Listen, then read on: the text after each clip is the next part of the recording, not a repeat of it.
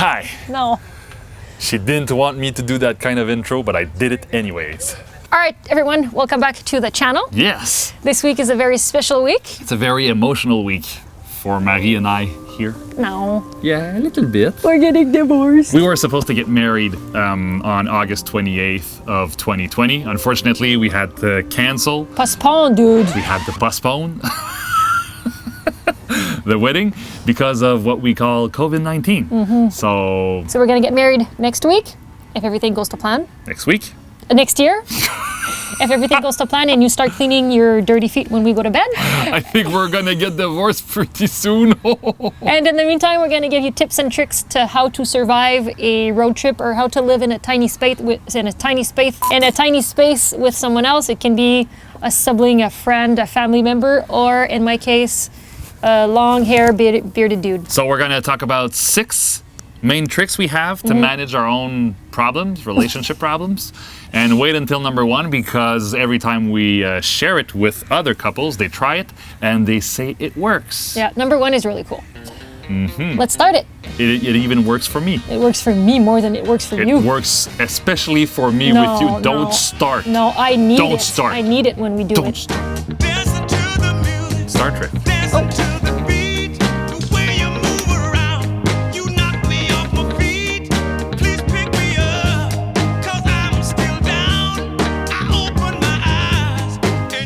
So tip number 6. Tip number 6 is travel status. What does that mean? Let's say you're traveling in a spaceship and the captain is telling everyone on board what the mission is, where we're going, with what amount of fuel, money, what expectations, etc. So the travel status would be shared concept of what the travel is supposed to look like. Yeah. 2 years ago when we started thinking and planning this trip, Dom and I made a list on our own without consulting each other. Yeah. We listed, I believe it was like 100 words each that would describe our ideal trip.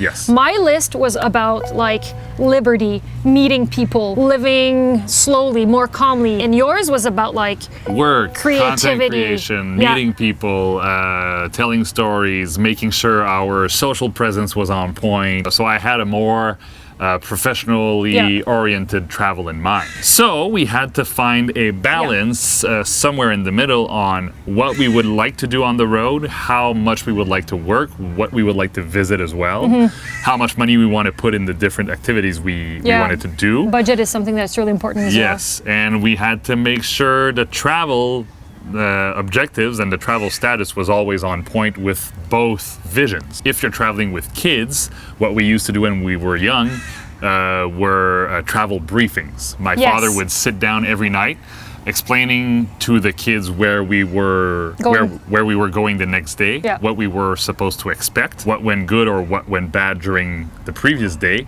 and making sure all the kids were aligned with where we were going. And you don't even need to be kids. My family and Dom's family, we left for 3 weeks on a trip to Hawaii, and every night before going to bed, we would just say like, all right, so tomorrow, here's the plan. We're gonna wake up at 8, we're gonna do this, just so everyone knows the plan ahead. They can start, thinking about it and preparing for it, and no surprises, and everything went well. Number 5 is? Make the most of your differences. Yes. Traveling in a van is like traveling in Starship Enterprise. Quoi? What do you mean, quoi? It's the starship in Star Trek. Oh. Make sure everyone on board has a list of tasks that they like or they are able to do.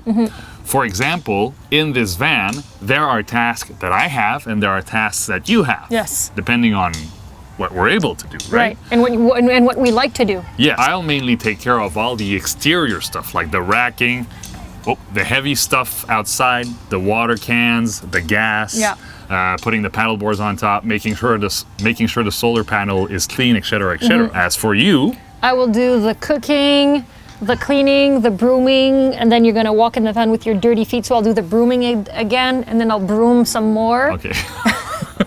And I'll do the laundry and the dishes. So I'll do like the daily chores and you'll do everything. So basically I'm getting ripped off. What do you mean? I work every day and you do like things like once every like 3 or 4 days. Oh, we can switch if you want. We need to recalculate this, dude. So just make sure everyone on your team has something to do on board to make sure you make the most of your differences, making sure you understand who you are traveling with and what they're good at, and give them tasks to do depending on this. Absolutely. So that's what I think.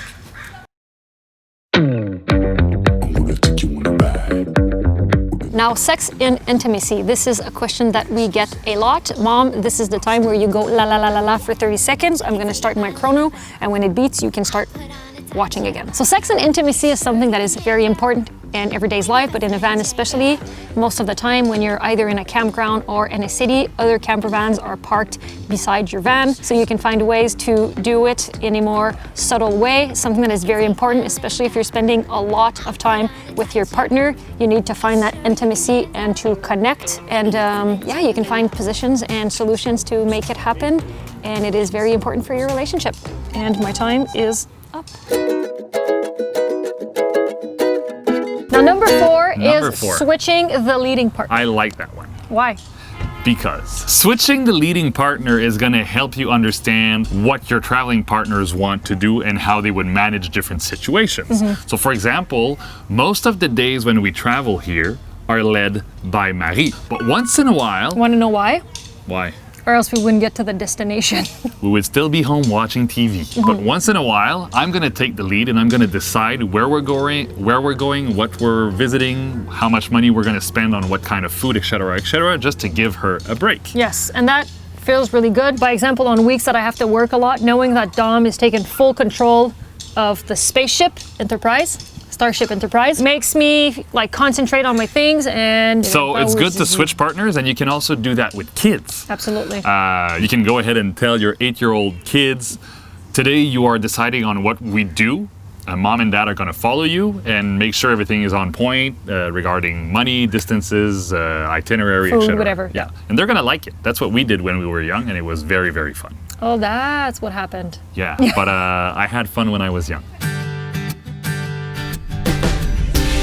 Now, number 3 is something that is very important, especially nowadays in 2020 with communication and social media being everywhere, is turn airplane mode on. You need to be able to disconnect from time to time, leave your phone in the van and go play outside without any kind of device, including cameras. Having to constantly manage your online presence or interactions, 100% of the time going to lead to poor offline interaction. Now, some people may say that's quite impossible to do because working online is my job. This is completely false. I work online. I manage social medias for clients. I have 6 or 7 clients in the United States and in Canada, and it requires me to be on my phone most of the time. We are going to leave our phones in the van. We are going to go for a hike, for a paddleboard session, and that is like 6 or 7 hours. The phone is in the van. It is turned off and I am not looking at it. I mean, customers can wait. I can answer them in the morning. I can answer them at night. But that is something that is very important. It also allows you to be with the person more present. Yes, and don't underestimate the importance of these little moments you have with your family or with your friends or with your loved ones. Even the silences when you're cooking at night or when you're eating or when you're looking at a sunset are important because they build the relationship. They create a bond. They create a bond. Even these silences are important. So make sure you get rid of these phones and cameras once in a while and just be present. Be present in the moment. Airplane mode on. Activated.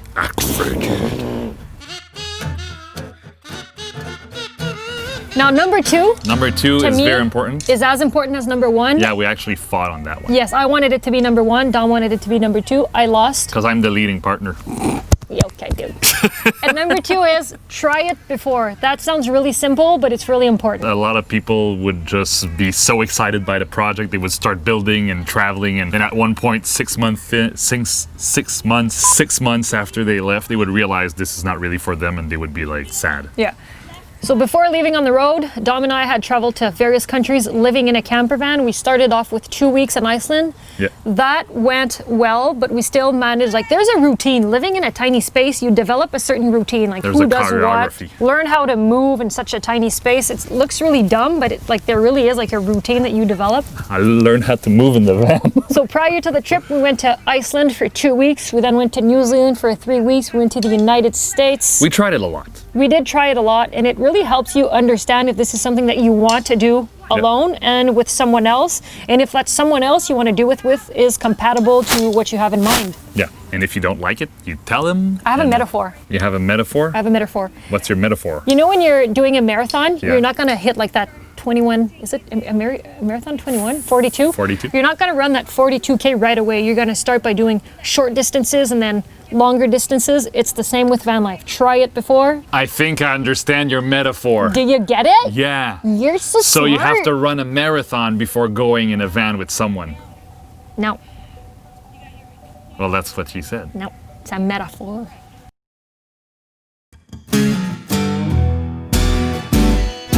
And number one, drum roll. Number 1 is my favorite. It is called the hashtag me time. Make room for separateness. Yes. Once in a while, every 3 days, every 7 days, every month, depending on Ooh, month who is you're- long. Yeah, it a month is long. It needs to be shorter than that. Just make sure you have time for yourself. Yeah. Space in a van is very limited. You have around 60 square feet In our van. in our van. I never really have time to think by myself or to do stuff by myself. Neither does Marie. So make sure you have time and space for your own self by yourself somewhere else. Yeah. For example, when Marie's in her PMS, I tried to do something else during these 3 or 4 days. Never tell a girl she's in her PMS, dude. When Marie is not feeling too well, I tried to do something else somewhere else without her. So for example, when Marie's not feeling well, I would go for a surf session or I would go for a hike while she works in a cafe. A different cafe than you would usually work. Yeah, or you go walk somewhere else. So that helps us deal with tension because when we have our day off and when we see each other again, we have something to discuss about. Yeah. We have maybe sometimes we apologize about what happened in the previous days.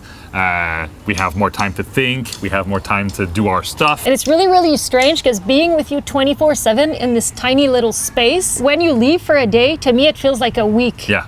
Because it's That's just true. like you're together all the time. So when you're leaving for even just a couple of hours, it's like it feels like I Feels haven't like a seen full you. day. Yeah. I know. Make room for separateness. Yeah.